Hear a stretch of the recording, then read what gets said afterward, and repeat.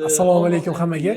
O'tgan gal videomizda dispetcherni broker bilan bo'lgan suhbatini ko'rsatib bergandik va kommentariyalarda ko'plab murojaat qilishgan, shunaqa live kontentlarni, haqiqatda bo'ladigan kontentlarni bizga ko'proq ko'rsatib bering deb. Shuning uchun hozir yana ikkinchi sonini qilishga qaror qildik va broker bilan yoki dispetcher o'rtasidagi haydovchi bilan bo'ladigan muloqotlarni, shunaqa vaziyatlarni haqiqiy mana ish jarayonidan turib sizlarga ko'rsatib bermoqchimiz.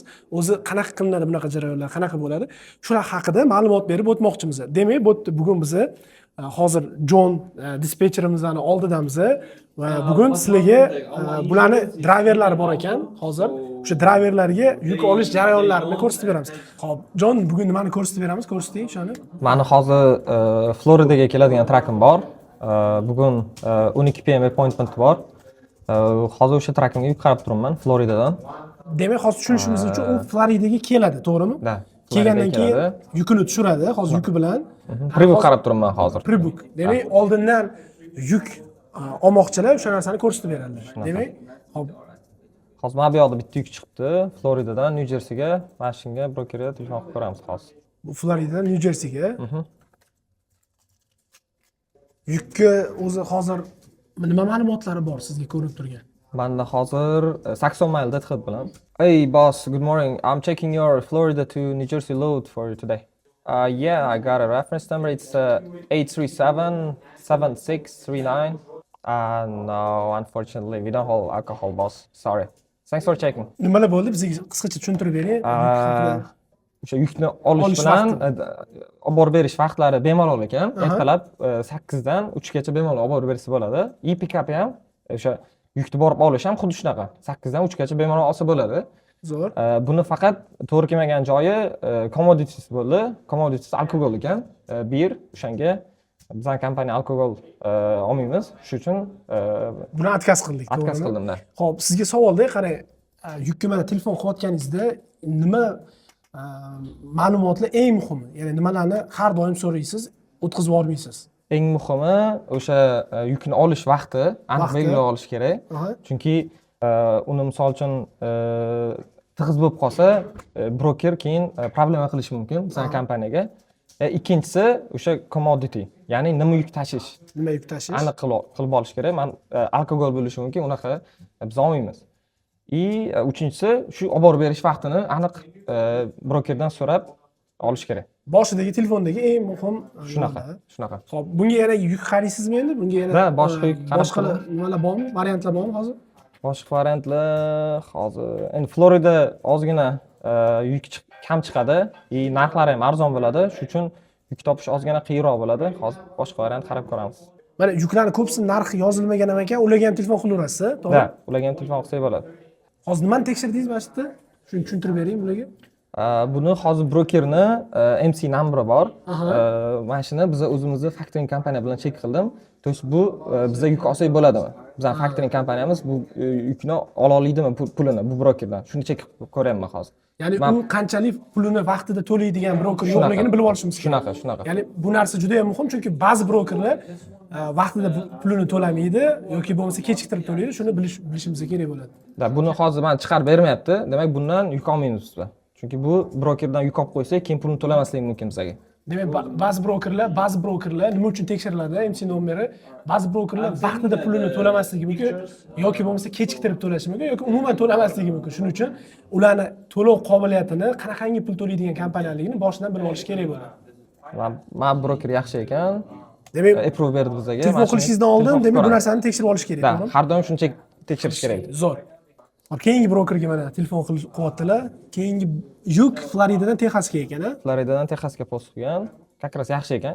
Hey, good morning. I'm checking your Florida to Texas load. My MC 1589357 1200. Can we do any better on the rate? I was thinking around like 18 maybe. All right, I got it. Okay, just let me know if anything changes on the rate, okay? So my driver asking 1500 on this one. Yeah, let me know. Thank you so much. Bye. Bu ham omadiga, bu yukka ham. Buni olmadim, chunki buni ham yukni olish vaqti yaxshi ekan, 2 gacha olsam bo'ladi. Men driverim kelib turgan joydan 20 mil ekan. Bu yaqin. Bemalol olsa bo'ladi. deliverysi ham yaxshi ekan. Yukdan olib berish vaqti. Faqat buni narxi to'g'ri kelmadi, chunki juda arzon beryapti. 1130 mayl chiqdi. Bu yoqda qarang, 1200 qo'ygan, to'g'rimi yukka? Narxini. O'zi bu yoqqa sizga necha pul qilib beraman deb talashganingizda. 1200 so'm qo'ygan, 1300 so'm biz deyapti. 1300 qilib beraman, $100 qo'shib $100 bering. qo'shdi. Siz qancha so'radingiz? Men 1800 so'radim, keyin 1,5 ming so'radim, baribir bermadi. 1000 faqat $100 qo'shdi, bo'ldi. Boshqa qo'shmayapti.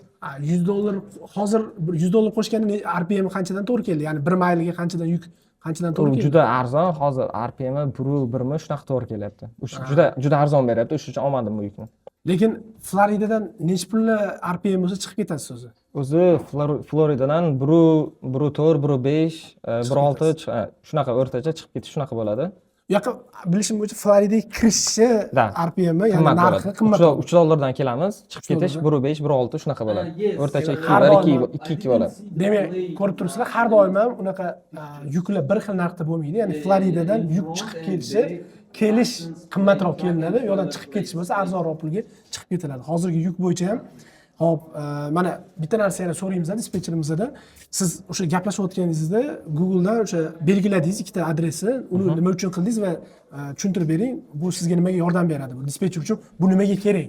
Google'dan ko'rishimiz, chunki ba'zida DAT platformamizda o'sha общий mailini xato ko'rsatadi. O'sha uchun Google'dan check qildim, tekshirib oldim. To есть bu bilan Google to'g'ri chiqyaptimi? Ya'ni har doim shunaqa qilamiz. B nuqtaga borishi qancha masofaligini tekshirish uchun sizga Google'dan foydalanasiz, Google Maps'dan, to'g'ri? Chunki DAT platformasi ba'zida xato ko'rsatib qo'yadi, o'sha uchun Google'dan tekshirib olsa yaxshi.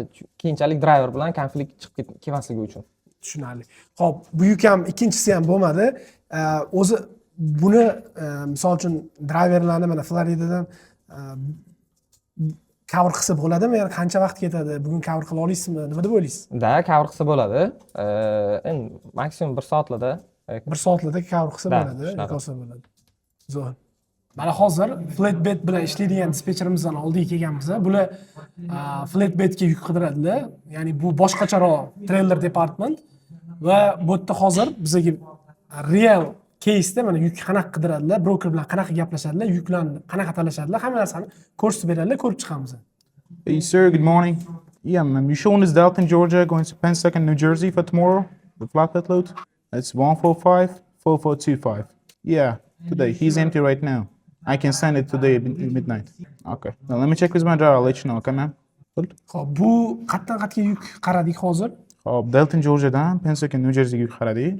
Bu yuk nima ekan o'zi? O'zi insulation dedi, bunga tarp kerak emas deb aytdi.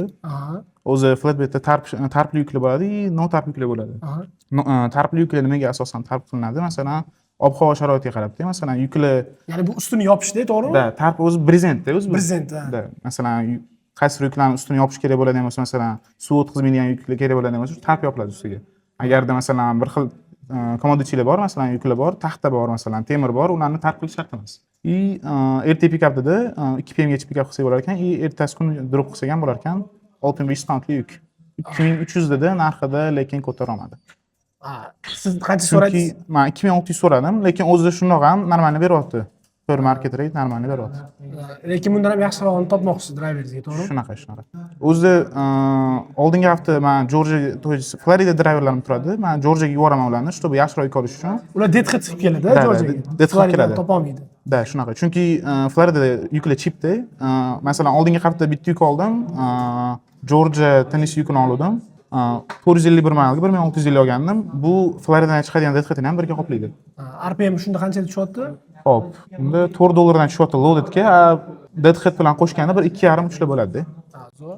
Ko'rdinglar, hozir videoda Lionstar trackingda ishlaydigan dispetcherlarni haqiqiy hayotda, real hayotdagi ish jarayonlarini ko'rsatib berdik.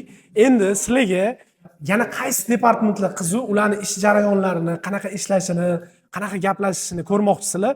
Kommentariyada fikringlarni, talabinglarni yozib qoldiringlar. Keyingi videolarimizda bo'lsa, o'sha departamentlarga kirib, ularning ham ish jarayonlarini xuddi shunaqa sizlarga yoritib berishga harakat qilamiz. Agar video yoqqan bo'lsa, kommentariya qoldiringlar, like bosinglar, bizani qo'llab-quvvatlashda davom etinglar.